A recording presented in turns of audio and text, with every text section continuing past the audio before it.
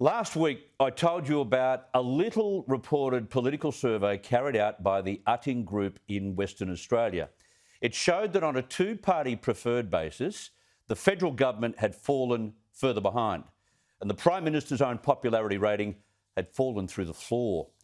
It was a narrow litmus test, but given the government's bad start to the year, it was a slither of a trend that could be a forerunner to numbers leading up to the federal election. Well, today, that trend continued in a much more indicative way from a poll result through resolved political monitoring.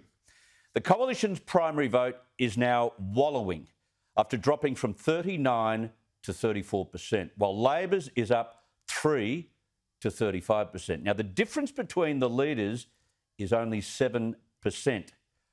What will spook the Liberal Party strategist is that they know votes for the minor parties, which are expected to be quite high at this federal election, usually preference Labor. If the Liberal Party can't remain in front of Labor on the primary vote, it is curtains for the Morrison government. But the first 17 days of the year has not gone the government's way. You've got the shemozzle over PCR testing lines that we saw before Christmas, the delay in obtaining results through January, holidays cancelled through January, Omicron spread, supply chain shortages, workforce isolation and infection, strains on so many of our hospitals, and crucially, the lack of RA test kits. Even this afternoon, the Queensland Labor government's health minister gave the PM full barrels as she slammed his current testing ad campaign. It is not Scott Morrison who is standing there at these testing clinics having to deal with the abuse of people who are unhappy because they can't get a free test. And to run these ads now, knowing this, is just, I think, absolutely appalling.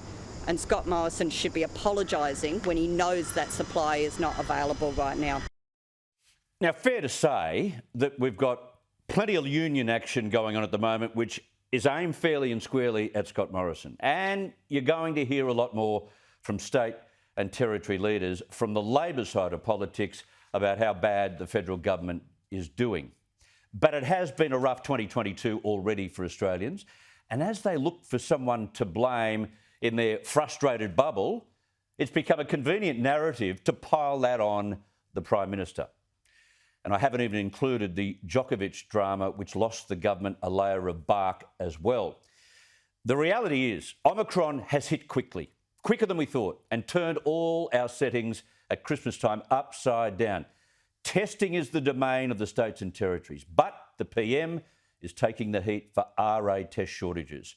Now, both those two key factors have led to all the other dramas, and all this time, the Labor leader is swaggering through Queensland, not only blame-free, but repeatedly nailing Scott Morrison for all that seems to have collapsed.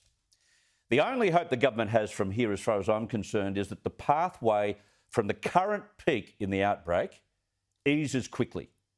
The RA test kits are distributed at lightning pace in the next 2 weeks, and they are arriving in their millions at the moment, and that the workforce and the return to school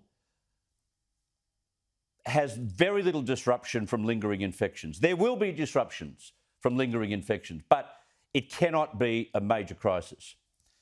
But coming back from an inferior primary vote will take some extraordinary strategy, a lot of hard work, and even luck to keep the coalition competitive.